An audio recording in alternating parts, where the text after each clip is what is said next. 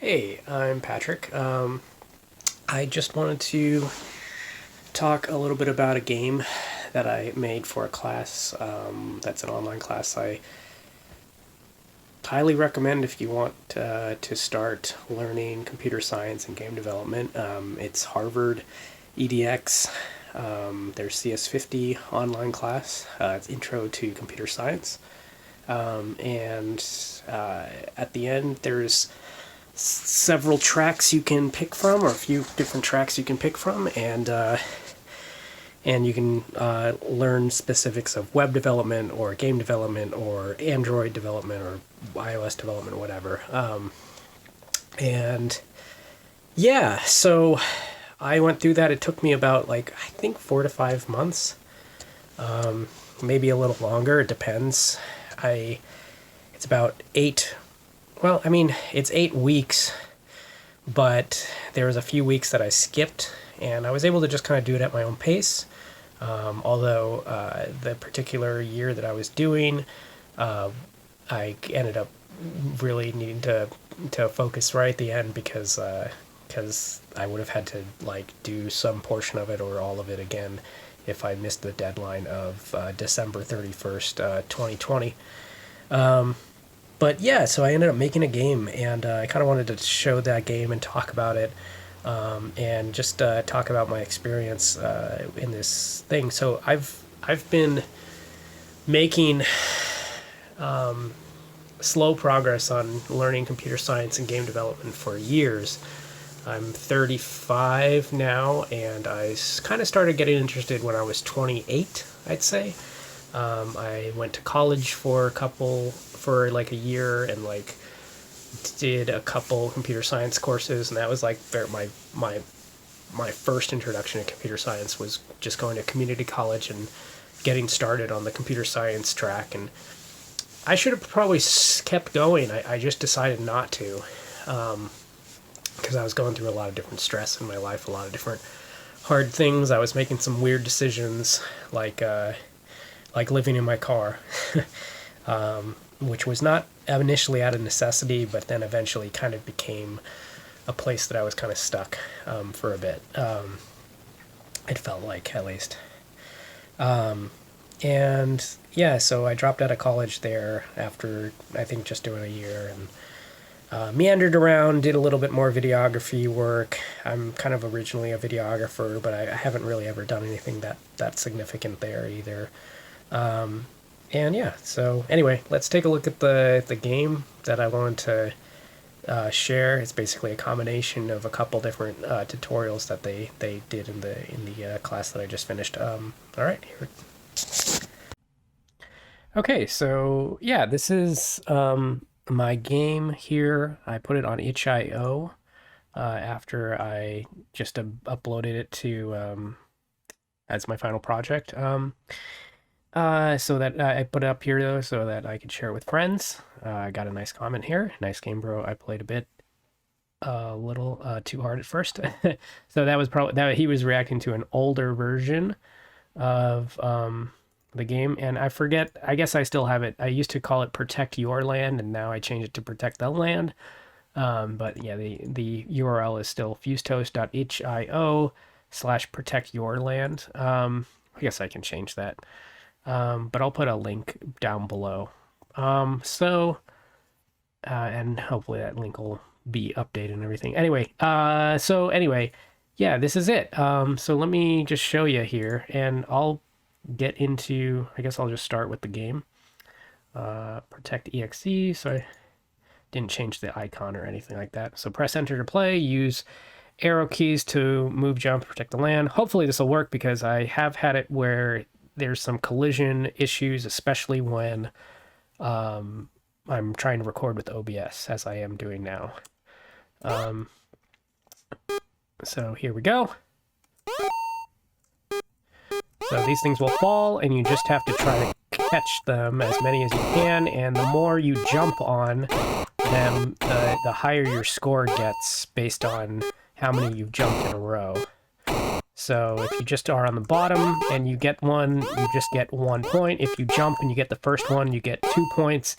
And it keeps kind of going up by 1 how many points you get each time you get one. So,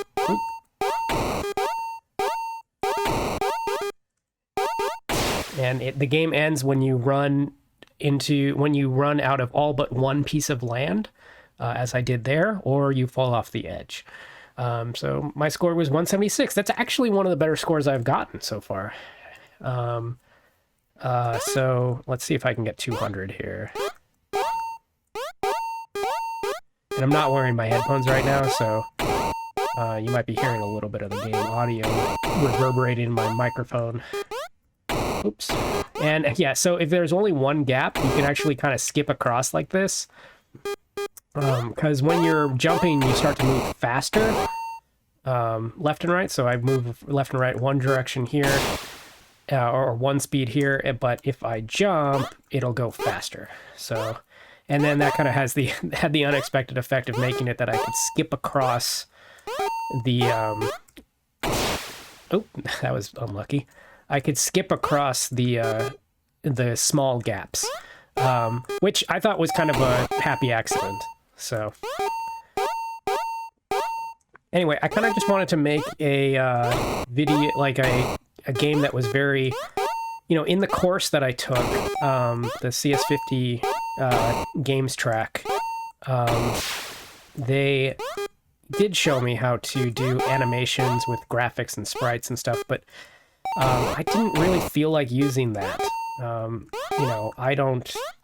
just wanted to do something pretty unique and something entirely created by me, and I'm not that good at the sprite artwork or anything, so I just decided to do something very geometric and something that basically seemed like, like a game from like the 1970s. So, and it's combining, obviously, aspects of a platformer, which is one of the tutorials that in the end of the course, and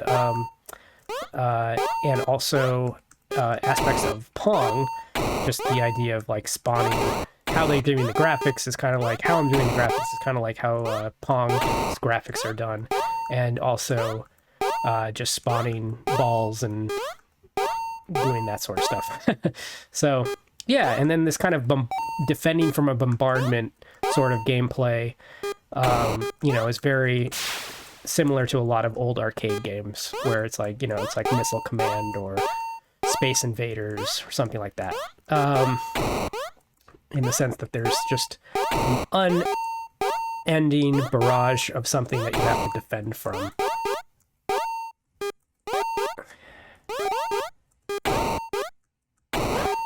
And it was a friend of mine that gave me the idea for a lot of the ideas here. So the original idea was I was just going to have it be a simple jump to get the guys, so you don't do a double jump. But then a friend of mine had the idea of making it so that you double jumped every time you picked up a dot. And so I implemented that, and that seemed really fun. And then I just tweaked around a little bit more. It spawns a dot every time. Another idea he had was to spawn a dot every time you pick up one. So just that you have always the chance of being able to continue the combo. It doesn't always spawn the dot when you want, or where you want it, or where it would be good to spawn it. So sometimes you can't accomplish a combo because it spawns the dot too far away. But more often than not, it's within reach. And I also changed it so that you could go faster left and right when you're in the air, which also makes it more doable than other times. Okay, so 136.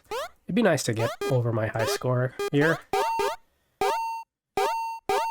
So yeah, anyway, I decided to call it Protect the Land, which is a bit of a reference to a recent System of a Down song that just came out. System of a Down used to be my favorite band back in high school, or at least my favorite modern band. If you want my favorite band of all time, it's probably like Led Zeppelin or Pink Floyd or something from that era. But for modern music, when I was in high school, System of a Down was the shit for me. And so they just came out with a new single, Protect the Land, and that's where I got the idea for the name here. All right. And yeah, so I will just show you just a little bit. I'll see if there's anything I can maybe talk about with the code. I'm not sure if really, it's basically, the engine I'm using is Love2D, which is an engine you can just download and install. You just Google that and just Love or Love2D, and the language that you use to work with that is Lua. And so that was what the focus of the end of the course that I was taking, the CS50 course I was taking, was teaching me about Lua. I chose the games track, which started me on this Love2D Lua thing. And yeah, so and I have it a little bit a mess. The organization's a little bit of a mess. I don't have anything in separate folders here, but the IDE I'm using is just Visual Studio. And then, yeah, so it does make things pretty easy. Some of this stuff was like, I'm just borrowing. Like, for instance, this is something that they just recommended to use, which is push.lua, which helps you, I guess, with game development in the sense that it helps you draw stuff to the canvas, draw stuff to the screen, that sort of thing. I guess. I'm not exactly sure everything in this, but let's see here. Then there's also another thing that I'm borrowing, or piece of code that I'm borrowing, is class.lua, which is something very useful for game making stuff in Love2D. So yeah, push.lua and class.lua are not my code, but it was, showed that we should be using this stuff for game development, and you just get these, you find these on GitHub, and then include them in your project, and then you just start with main, and I made player here, and I made floor, basically each object that I have. So a piece of the floor, the floor is made up of in my game is made up of 12 pieces of floor, and then there's the balls to drop. So I have a separate file for each object, basically. So floors, ball, and then here's the main, and then the player is the other object. And then the main just has all the main stuff. Although my code is absolutely a mess, because I'm checking for collision sometimes on the player, and sometimes I'm just checking for collision here in main. And yeah, so it was just all kind of pieced together, and I'm sure it's not great. But yeah, it was a lot of fun. I really recommend the course. CS50 on EDX, Harvardx, whatever it's called. It took me just a few months, and I loved it. This was great. So yeah, now my next thing is going to be trying to figure out what's the next thing I'm going to do with my education. What's the next thing? Because I feel like this was really cool, being able to build this project, from nothing and just my own imagination and some help from a friend as far as ideas. But it's completely an original work, based on the knowledge that I had acquired so far. And that felt really good to complete this. I've made some other things that in other languages and modded some other things, but or in other engines and modded some other things, but I've never really made a complete game completely from my imagination that is also just entirely made up of code. I've made some stuff with Game Maker, with Godot, but this was cool because this was like entirely code based. So yeah, I feel a little bit further along in my game development journey, which feels really nice. And anyway, I recommend the course wholeheartedly. And this game is available on itch.io. I'll have the link down below. Cool. Thank you for listening. Thank you for watching.